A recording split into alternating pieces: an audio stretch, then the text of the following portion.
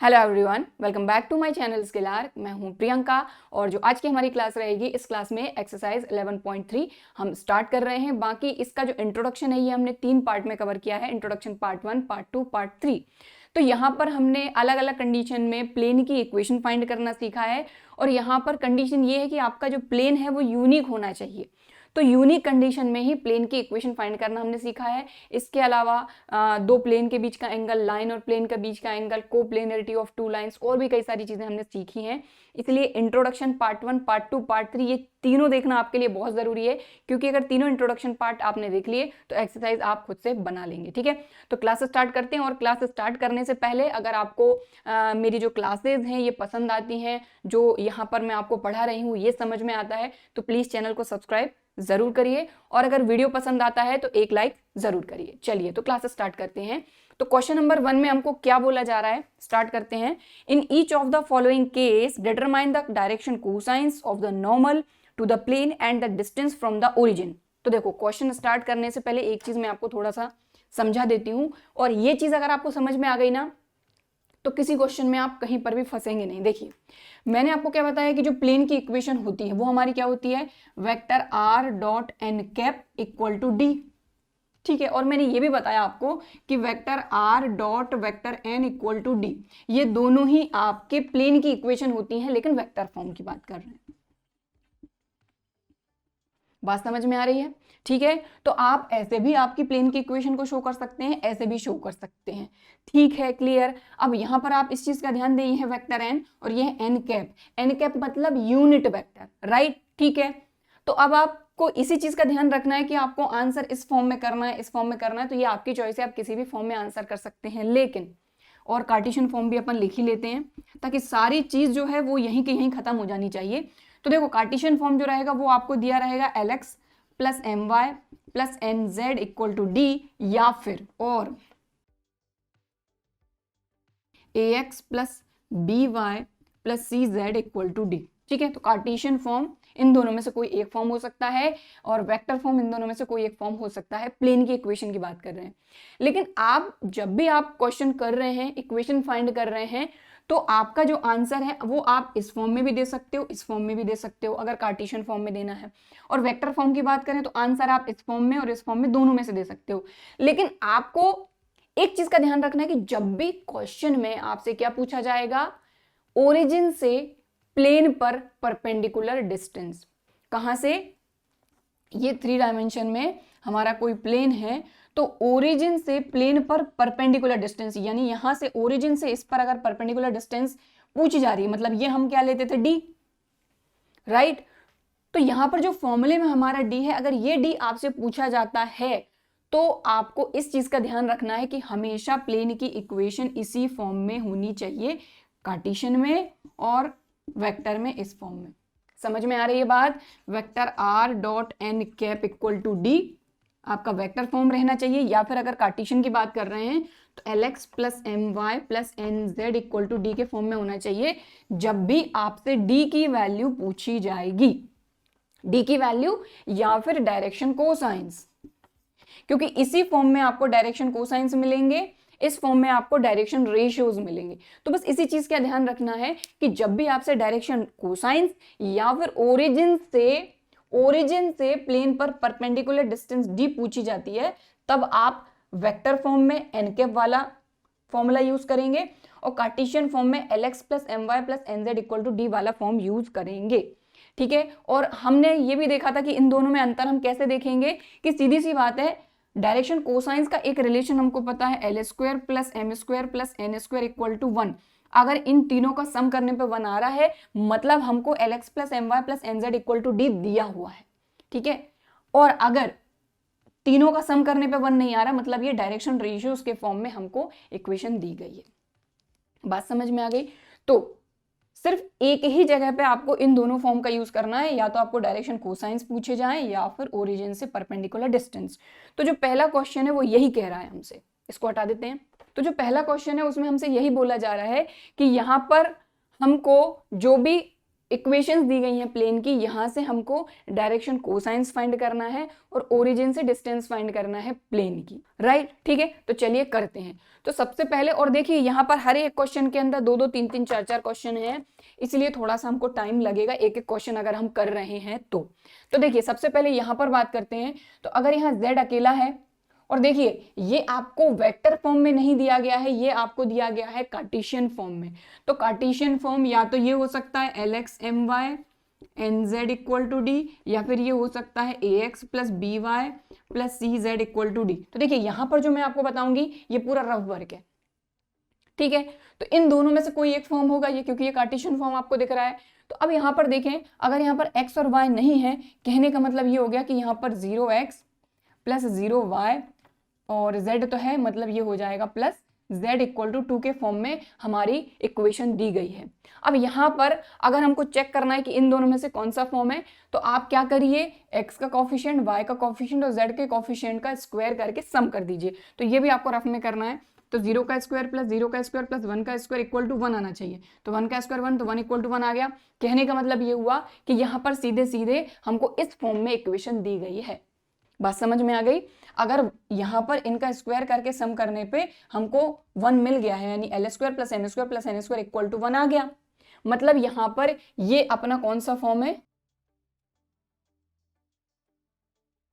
ये हो गया आपका LX + My + NZ = D के फॉर्म में। तो यहां से कंपेयर कर लो आप, डायरेक्शन कोसाइंस आपके आ जाएंगे L = 0, M = 0 and N = 1, and जो डिस्टेंस है D, ये क्या आ गई आपकी 2। बस ऐसे देखना है आपको कि अगर x का कॉफिशिएंट, y का कॉफिशिएंट, z का कॉफिशिएंट का स्क्वायर करके सम, यानी यही कंडीशन अपनी L² M² + N² = 1, अगर ये कंडीशन सेटिस्फाई हो रही है, मतलब L M N हमको खुद दिए गए हैं। ठीक, चलिए सेकंड करते हैं, इससे आपको अच्छे से और समझ में आएगा। यहाँ पर देखिए ये भी आपको कार्टेशियन फॉर्म दिया गया है। अगर यहाँ पर कार्टेशियन फॉर्म दिया गया मतलब इन दोनों में से कोई एक फॉर्म होगा। तो यहाँ पर x का कॉफिशिएंट, y का कॉफिशिएंट, z का कॉफिशिएंट का स्क्वायर का सम कर दो आप। तो 1 का स्क्वायर 1, 1 का स्क्वायर 1, 1 का स्क्वायर 1, 1 + 1 + 1 3। तो 3 का 1 के इक्वल है, नहीं है, मतलब ये इस फॉर्म में हमको दिया गया है ax + by + cz = d। इसको हटाते हैं अपन। तो ये हमको किस फॉर्म में दिया गया है, the equation is of the form, कौन सा फॉर्म है ये, ax + by + cz = d। अगर हम यहां पर क्या कर दें, a² + b² + c² के रूट से डिवाइड कर दें बोथ साइड, क्योंकि एक तरफ तो कर नहीं सकते, बोथ साइड अगर डिवाइड कर दें तो ये किस में कन्वर्ट हो जाएगा, हमको ये चीज पता है कि a/√a² + b² + c², ये क्या होता है L, b/√a² + b² + c² = क्या होता है M, इसी तरीके से c/√a² + b² + c² होता है N। तो यहां पर हम डिवाइड करेंगे, इसको इक्वेशन 1 दीजिए, dividing by √3 on both sides इस इक्वेशन में। तो x + y + z/√3 = 1/√3। समझ में आ गई बात, क्योंकि यहाँ पर हमको डायरेक्शन कोसाइंस फाइंड करने हैं, इसीलिए हम ऐसा कर रहे हैं। अब इनको अलग अलग कर लीजिए। तो 1/√3 x + 1/√3 y + 1/√3 z = 1/√3। ठीक भाई, a² + b² + c² मतलब क्या, x का कॉफिशिएंट 1 है, y का कॉफिशिएंट 1 है, z का कॉफिशिएंट 1 है, तीनों के स्क्वायर का सम 3 और √3।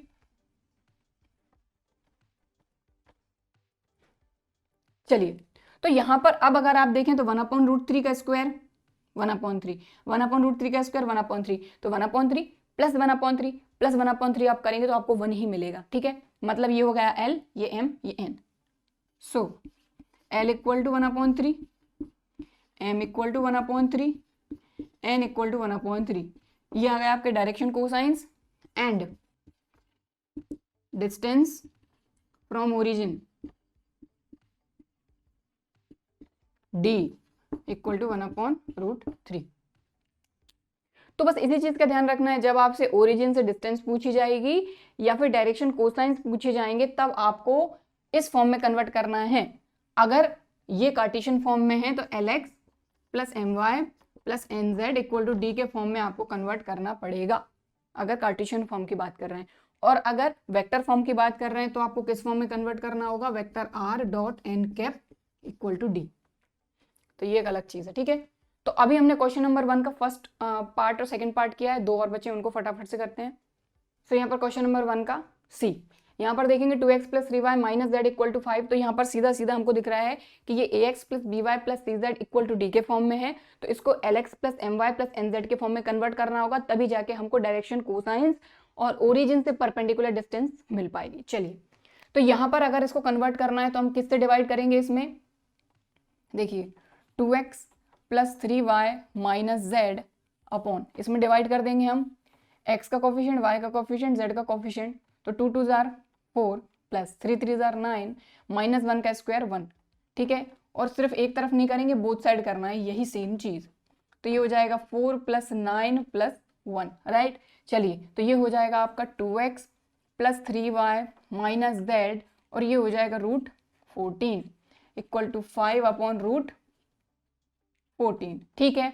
अब कन्वर्ट कर लेंगे, इसको अलग अलग कर लेंगे, स्प्लिट कर लेंगे, तो ये हो जाएगा 2 upon root 14 plus 3 upon root 14, यहाँ x यहाँ y minus 1 upon root 14z equal to 5 upon root 14, ठीक, क्लियर। अब यहाँ पर ये कन्वर्ट हो गया आपका Lx plus My plus Nz equal to D के फॉर्म में। तो यहाँ से हम हमारे डायरेक्शन कोसाइंस अब निकाल सकते हैं। सो डायरेक्शन कोसाइंस क्या हो जाएंगे, L equal to 2 upon root 14, M equal to 3 upon root 14, N equal to minus 1 upon root 14, ठीक है। माइनस साइन के साथ लेना, यहाँ प्लस का, यहाँ प्लस का, यहाँ माइनस का, तो माइनस अपन ने ले लिया।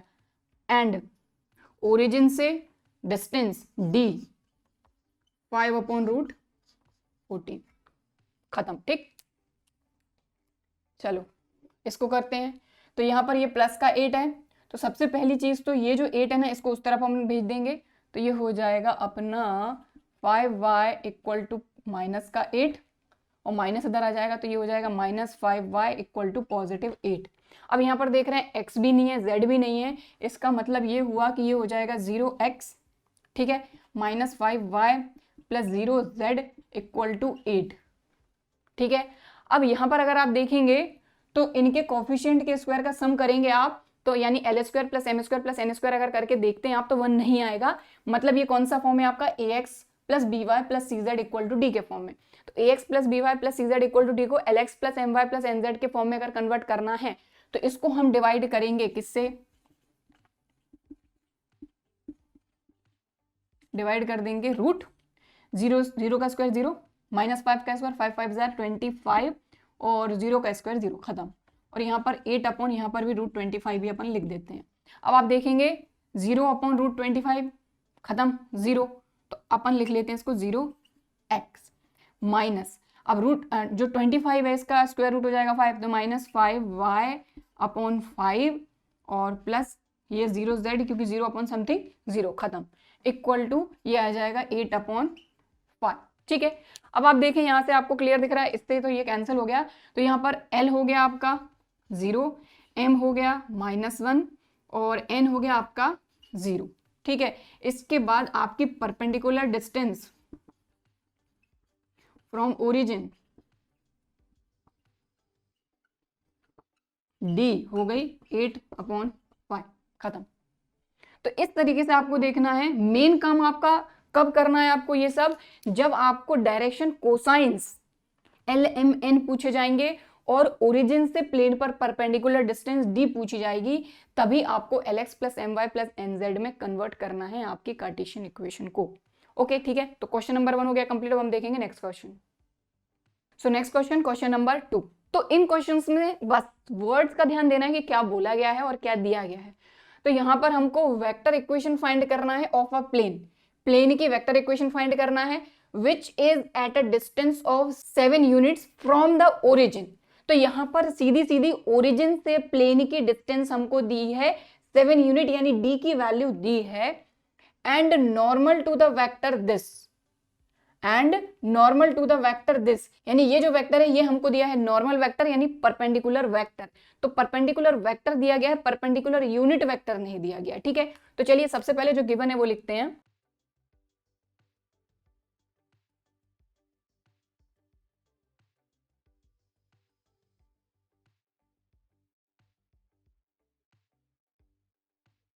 ठीक है, तो ध्यान दीजिए, नॉर्मल वेक्टर मतलब परपेंडिकुलर वेक्टर दिया है वेक्टर n, ये दिया है, और डिस्टेंस फ्रॉम ओरिजिन d हमको दिया है 7 यूनिट्स, और इसकी हमको क्या फाइंड करना है, वेक्टर इक्वेशन फाइंड करना है। तो प्लेन की वेक्टर इक्वेशन अपने को पता है, क्योंकि नॉर्मल वेक्टर दिया है ये और ओरिजिन से डिस्टेंस दी है ये, तो और क्योंकि वेक्टर इक्वेशन फाइंड करना है तो ये हो जाएगा vector r dot n cap equal to d, क्योंकि d की वैल्यू हमको ओरिजिन से ही दी है ना, तो n कैप यहां पर लेंगे हम। अब देखिए यहां पर हमको वेक्टर n दिया है, n कैप नहीं दिया है, इसीलिए हम n कैप फाइंड करेंगे। और n कैप अपन कैसे फाइंड करते हैं, वेक्टर और अपॉन में उसका मैग्नीट्यूड। तो वेक्टर है अपना 3i plus 5j minus 6k upon vector n का मैग्नीट्यूड। तो मैग्नीट्यूड क्या होता है, रूट के अंदर i का कोफिशिएंट, j का कोफिशिएंट, k का कोफिशिएंट का स्क्वायर का सम। तो 3 3 जार 9, 5 5 जार 25, 6 6 जार 36। ओके, चलिए तो अब यहां पर ये वैल्यू हम रख देते हैं। तो ये टोटल अगर अपन करेंगे तो ये हो जाएगा अपना 70। ठीक है, यानी 3i plus 5j minus 6k upon root 70। ठीक है, तो वैल्यू यहां रख देंगे। So vector equation of the plane vector r dot n cap अपना कितना आया है, 3i plus 5j minus 6k upon root 70 equal to d की वैल्यू दी है अपने को 7। खत्म, दैट्स इट। तो ये क्वेश्चन हो गया क्वेश्चन नंबर 2। बस एक चीज का ध्यान देना है कि ये जो वेक्टर दिया है ये नॉर्मल वेक्टर दिया है, यानी वेक्टर है, यूनिट वेक्टर नहीं है। क्लियर, समझ में आ गई बात। चलिए अब हम करेंगे नेक्स्ट क्वेश्चन। तो नेक्स्ट क्वेश्चन, क्वेश्चन नंबर 3 में हमको बोला गया है कि यहाँ पर जो इक्वेशन हमको दी गई है वेक्टर इक्वेशन, इसको हमको कार्टेशियन इक्वेशन में कन्वर्ट करना है, मतलब इस वेक्टर इक्वेशन से कार्टेशियन इक्वेशन फाइंड करना है, सिंपल। ठीक है, तो चलिए इसका पहला पार्ट हमने लिया है। तो यहाँ पर जब भी आपको कोई वेक्टर इक्वेशन दी जाएगी और अगर आपको कार्टेशियन इक्वेशन फाइंड करना है तो यहाँ पर ये जरूरी नहीं है कि lx plus my plus nz equal to D के फॉर्म में रहे वो, या फिर ax plus by plus cz equal to D के फॉर्म में रहे, उससे कोई फर्क नहीं पड़ता। आप सिंपल, आपने देखा आपकी वेक्टर इक्वेशन, वेक्टर आर क्या होता है कि सिंस वेक्टर आर क्या होता है अपना एक्स आई कैप प्लस वाई जे कैप प्लस जेड के कैप। ठीक है, तो ये वेक्टर आर यहाँ पर पुट अप करना है और उसको सॉल्व कर देना है और आपको मिल जाएगी आपकी कार्टेशियन इक्वेशन, दैट्स इट। ठीक है, तो चलिए वैल्यू रखते हैं। तो यहाँ पर अपन ने रखा, इसको दे दीजिए इक्वेशन नंबर 1। तो फ्रॉम फर्स्ट यहाँ पर आर वेक्टर की जगह पे क्या आ जाएगा, एक्स आई कैप प्लस वाई जे कैप प्लस जेड के cap dot I cap plus J cap minus के कैप इक्वल टू 2। ठीक है, अब डॉट प्रोडक्ट करते अपने को आता है आई का आई में, जे का जे में, के का के में। तो x I cap dot I cap, तो आई कैप डॉट आई कैप 1, तो ये आ गया एक्स। ठीक, वाई जे कैप तो प्लस प्लस है तो प्लस वाई जे कैप डॉट जे कैप 1। ठीक है, प्लस माइनस माइनस जेड के कैप डॉट के कैप 1, तो यहां आ जाएगा जेड इक्वल टू 2। तो लीजिए ये आ गई आपकी Cartesian equation of this vector equation. Okay, तो यहां पर ये जरूरी नहीं है कि ये lx plus my plus nz equal to D के फॉर्म में है या ax plus by plus cz equal to D के फॉर्म में है, बस ये कार्टेशियन इक्वेशन है हमारी प्लेन की, दैट्स इट। ठीक है, चलिए अब इसका अपन दूसरा पार्ट करते हैं, b।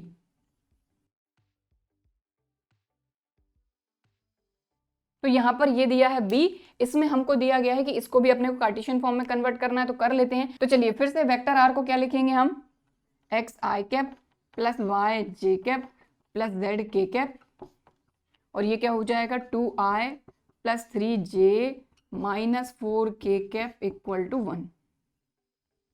फिर से डॉट प्रोडक्ट करना है, 2i x i 2x, 3j y j 3y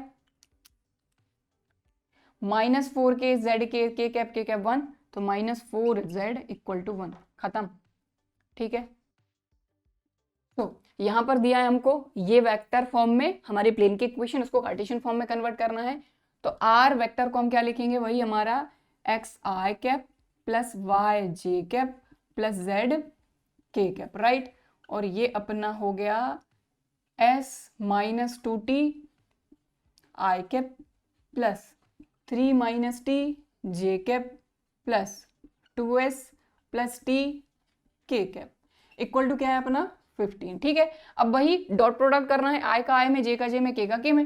तो एक्स आई का करेंगे s माइनस 2t में, तो आई कैप 1, तो ये हो जाएगा s माइनस 2t एक्स, ठीक। 3 minus t y, 2s plus t z equal to 15, खत्म। ठीक है, तो वेक्टर फॉर्म से कार्टेशियन फॉर्म में कन्वर्ट करना बहुत आसान है।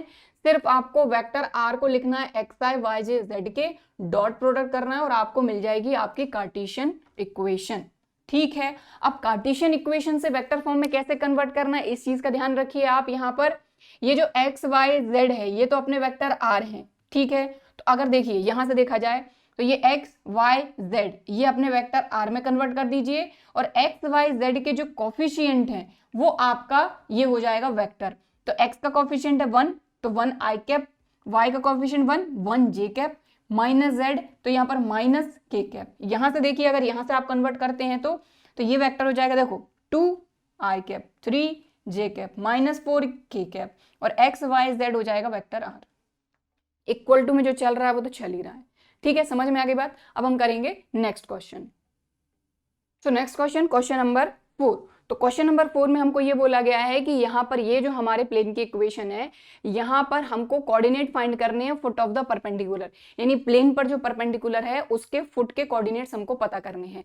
तो यहाँ पर देखिए इस तरह का हमने एक एग्जाम्पल किया था, आप चाहे तो उस तरीके से भी कर सकते हैं। और दूसरा तरीका क्या है कि अगर आपको फुट ऑफ द परपेंडिकुलर कहने का मतलब ये है कि इस तरीके से अगर एक्स वाई जेड एक्सिस में कोई प्लेन है, ठीक है, कोई प्लेन है और यहां से इस पर कोई परपेंडिकुलर है, तो इस परपेंडिकुलर के फुट के जो कोऑर्डिनेट्स हैं, यानी इस पॉइंट के कोऑर्डिनेट्स हमको बताने हैं। तो इस पॉइंट के जो कोऑर्डिनेट हैं ये आप फाइंड कर सकते हैं कैसे, L D M D N D से। ठीक है, क्लियर। तो इस तरीके से आप पता कर सकते हैं इसका कोऑर्डिनेट। अब आप यहां पर देख रहे हैं कि एल एम एन यानी डायरेक्शन कोसाइंस की आपको जरूरत लगेगी, और डी यानी ओरिजिन से इस पर जो परपेंडिकुलर डिस्टेंस है उसकी जरूरत हमको लगेगी। इस तरीके से आप इस फुट ऑफ द परपेंडिकुलर के कोऑर्डिनेट्स पता कर सकते हैं। ये सीधा सीधा है, लेकिन जरूरत किस चीज की है कि यहाँ पर एल एम एन और डी की हमको जरूरत लगेगी। तो उसके लिए हमको देखना होगा कि क्या ये L x plus M y plus N z equal to D के फॉर्म में है। अगर नहीं है तो उसको हम कन्वर्ट करेंगे। ठीक, चलो। तो यहां पर आप खुद ही देख पा रहे हैं कि अगर इसको देखा जाए तो 2x plus 3y plus 4z minus 12 उधर जाके प्लस का 12 हो गया। और आपको खुद यहां पर क्लियर दिख रहा है कि अगर 2, 3 और 4 के स्क्वायर का सम करेंगे तो 1 नहीं मिलेगा, मतलब एल एम एन नहीं है। ये किस फॉर्म में है, ये कौन से फॉर्म में अपने ax plus B y plus C z equal to D के फॉर्म में है। और इसको हमको कन्वर्ट करना है L x plus M y plus N z equal to D. क्यों? क्योंकि इसी से हमको हमारे फुट ऑफ द परपेंडिकुलर के कोऑर्डिनेट्स मिलेंगे। ठीक है, तो यहां पर हम क्या करेंगे, इसको डिवाइड कर देंगे। इसको दे दीजिए आप इक्वेशन नंबर 1, ये वाली है ना। तो डायरेक्शन रेशियोज क्या हो जाएंगे, ए हो जाएगा 2, बी हो जाएगा 3, सी हो जाएगा 4। ठीक है, क्लियर है ना। Now from equation first dividing by root a square plus B square plus C square. ठीक है, बोथ साइड डिवाइड करते हैं इस इक्वेशन में। तो यहां पर हमने लिखा 2x plus 3y plus 4z equal to 12, ये तो हमारी इक्वेशन है। और इसमें हम डिवाइड कर रहे हैं A square plus B square plus C square. तो ए बी सी की वैल्यू क्या है यहाँ पर अपन लिख देंगे। तो ए स्क्वायर यानी 2 2 जार 4, 3 3 जार 9, 4 4 जार 16। यहाँ पर वही चीज़, तो मैं पूरा इसको ऐड करके लिख देती हूँ। यहाँ पर हो जाएगा 16 प्लस 9 25, 25 प्लस 4 29।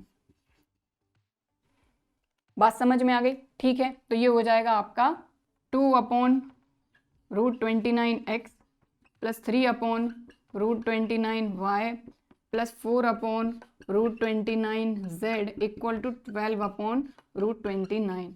तो यहाँ से आप खुद देख पा रहे हैं, ये हो गया Lx plus My plus Nz equal to D के फॉर्म में।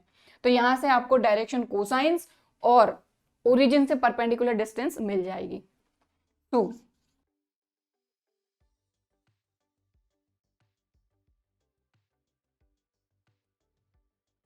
LMN और D की वैल्यू मिल गई, बस अब देर किस बात की है, foot of the perpendicular find कर लेंगे।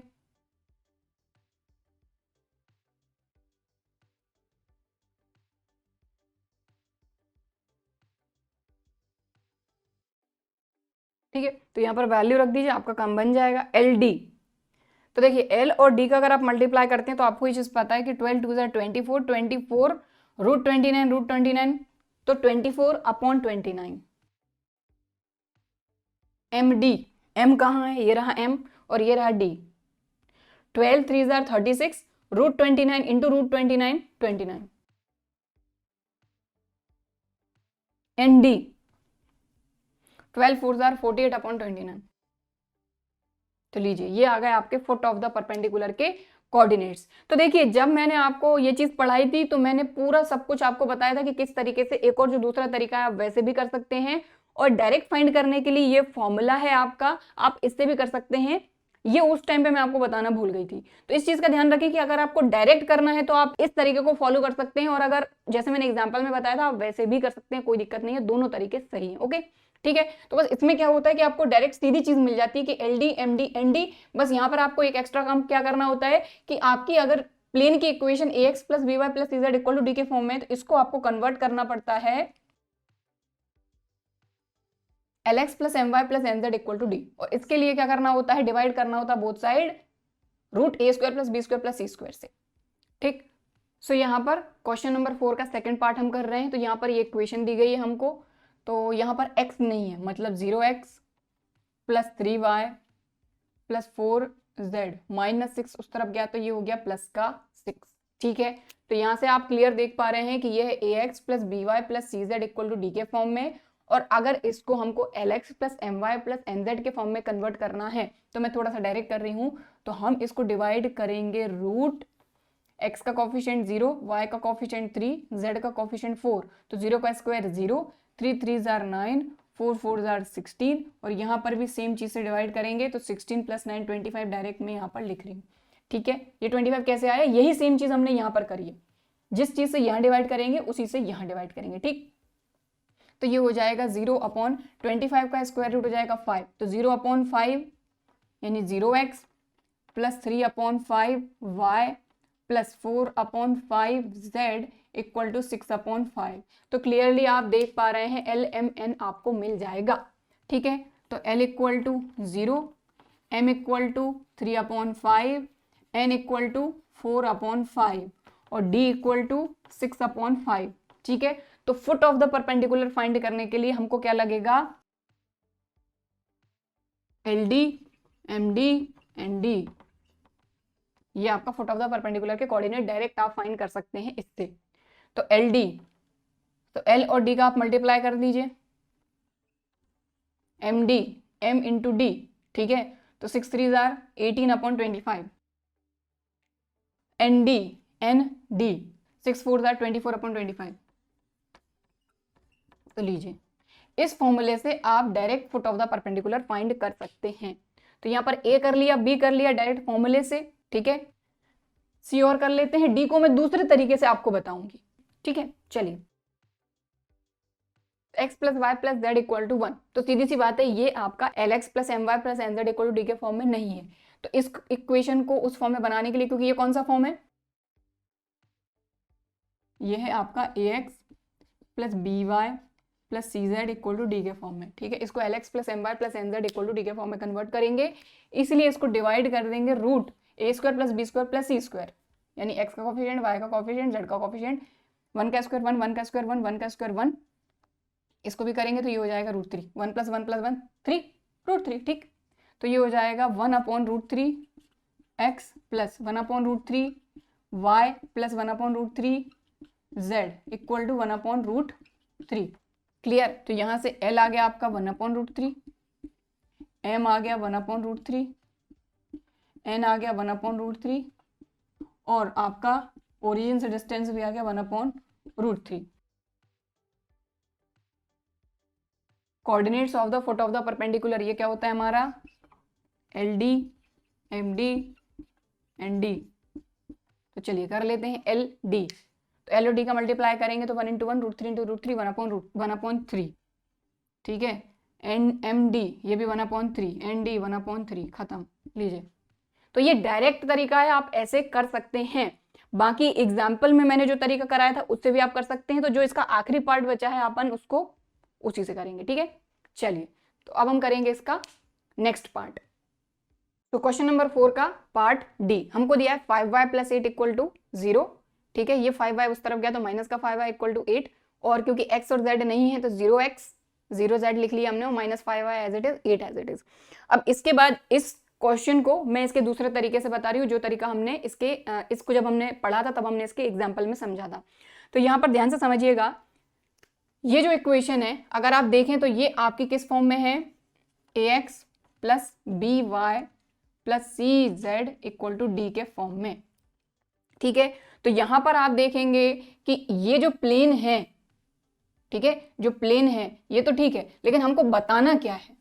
तो इस तरीके से लेट सपोज कि इस तरीके से ये हमारे XYZ प्लेन है, यहां पर कोई इस तरीके से प्लेन है, और हमको बताना क्या है, इस तरीके से ये कोई परपेंडिकुलर है, और ये परपेंडिकुलर ये जो पॉइंट है इसको हमने ले लिया, लेट सपोज M ले लिया, और इसके कोऑर्डिनेट हमने सपोज कर लिए x1 y1 z1। ठीक है, और ये तो आपका ओरिजिन है जिसके कोऑर्डिनेट है 0 0 0। समझ में आ गई बात? क्लियर?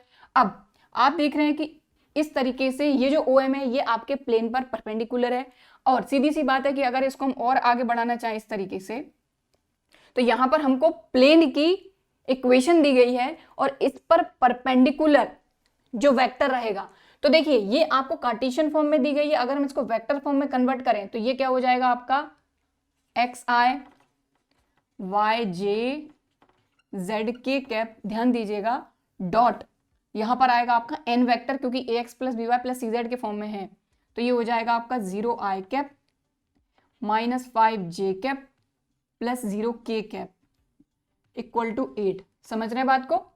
तो यहां पर ये जो वेक्टर है ये वेक्टर n है, यानी ये इस पर परपेंडिकुलर है। ठीक है, तो इस तरीके से अगर हम इसको आगे बढ़ाते हैं तो ये हो जाएगा आपका वेक्टर n। ठीक है, क्लियर? अब इस वेक्टर n के डायरेक्शन रेशियोज हमारे पास हैं।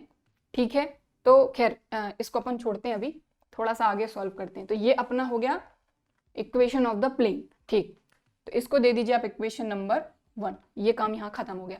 अब हम देखें तो ये जो OM है, वेक्टर OM, इसके डायरेक्शन रेशियोज हम फाइंड कर लेते हैं। ठीक है, तो डायरेक्शन रेशियोज ऑफ OM, ठीक है, और इसको अपन हटाते हैं।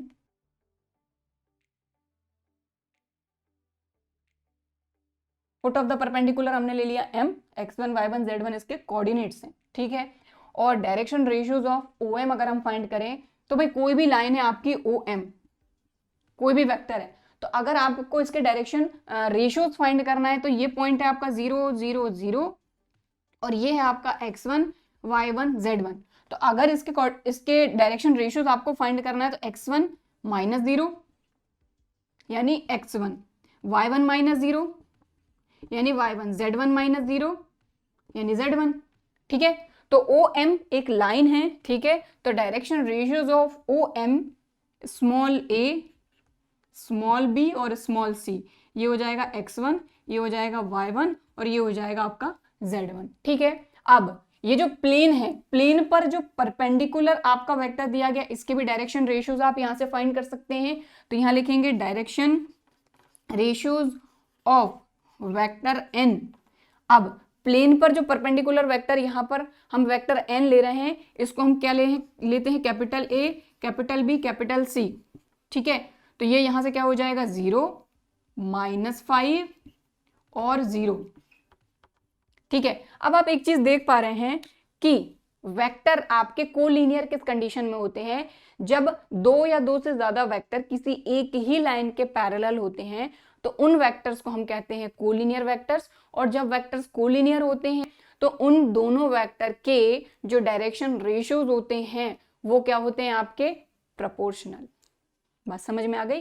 तो यहां पर ये जो ओ एम है और m के बाद ये जो वेक्टर n है ये क्या रहेंगे, आपके कोलिनियर। आपको खुद दिख रहा है यहाँ पर, क्योंकि ये एक ही लाइन के पैरेलल हैं।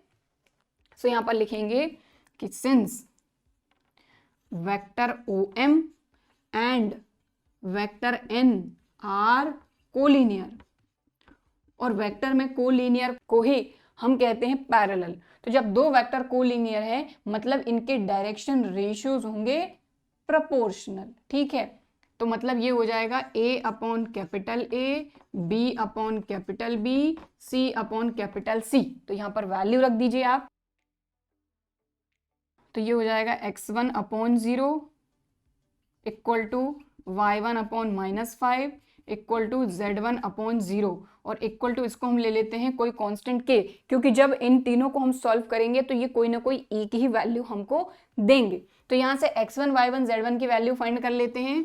तो x1 equal to 0k, y1 equal to -5k और z1 इक्वल टू 0k। तब सीधी सी बात है 0 0 0, जिसके साथ 0 वो तो 0 हो गया। तो x1 हो गया 0, y1 है अपना -5k और z1 हो गया 0। ठीक, तो फिगर हटा देते हैं, इसकी जरूरत आपको अगर लगता है तो आप वीडियो को पॉज करके बना लीजिए। ठीक है, ठीक है। तो हमारे कोऑर्डिनेट्स आ गए x1 y1 z1, लेकिन क्योंकि आप देख पा रहे हैं कि ये जो y1 है ये k के फॉर्म में आ रहा है, और हमको ये चीज पता है कि जो फुट है परपेंडिकुलर का वो किस पर आ रहा है, प्लेन पर। ठीक है, तो जैसा कि हमको ये चीज पता है कि किसी भी लाइन पर कोई भी पॉइंट है तो वो लाइन की इक्वेशन को सेटिस्फाई करेगा, उसी तरीके से ये जो फुट है परपेंडिकुलर का ये किस पर आ रहा है, ऑब्वियसली प्लेन पर ही आ रहा है, तो प्लेन की इक्वेशन को ये सेटिस्फाई करेगा। तो यहाँ पर अपन लिखेंगे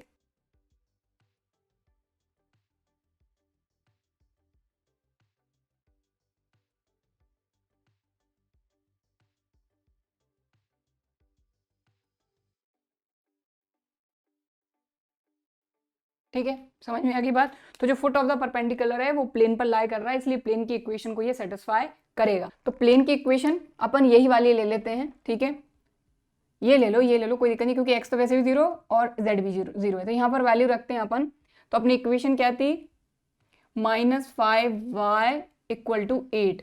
तो -5y अपना क्या आया है, y यानी y1 ये आया -5k इक्वल टू 8। तो minus minus plus 5 5 25 k equal to 8, यानी k की वैल्यू आ गई अपनी 8/25। सो कोऑर्डिनेट्स ये क्या हो जाएंगे अपने, x1 y1 z1 थे, तो x1 आ गया आपका 0, y1 है -5k, तो -5 और k की वैल्यू कितनी आई है 8/25। तो 5 5 25 -8/5 और z1 है 0। ठीक, मतलब 0 8/5 -8/5 और 0, ये आ गया coordinates of the foot of the perpendicular. ठीक है, बाकी आज की क्लास में हम बस इतना ही करेंगे। आज की क्लास में हमने इस एक्सरसाइज के 4 क्वेश्चन कंप्लीट कर लिए हैं, और आगे के जो क्वेश्चन है वो हम कंटिन्यू करेंगे अपनी अगली क्लास में। सो आई होप कि आज की क्लास में जो क्वेश्चन हमने समझे हैं ये आपको अच्छी तरीके से समझ में आए होंगे, वीडियो भी पसंद आया होगा। वीडियो पसंद आया है तो लाइक ज़रूर करिए, और अगर अभी तक चैनल को सब्सक्राइब नहीं किया है तो इसी तरह के और वीडियोज़ के लिए चैनल को जल्दी से सब्सक्राइब करिए। चलिए फिर मिलते हैं अगले वीडियो में, तब तक के लिए बाय एंड थैंक यू।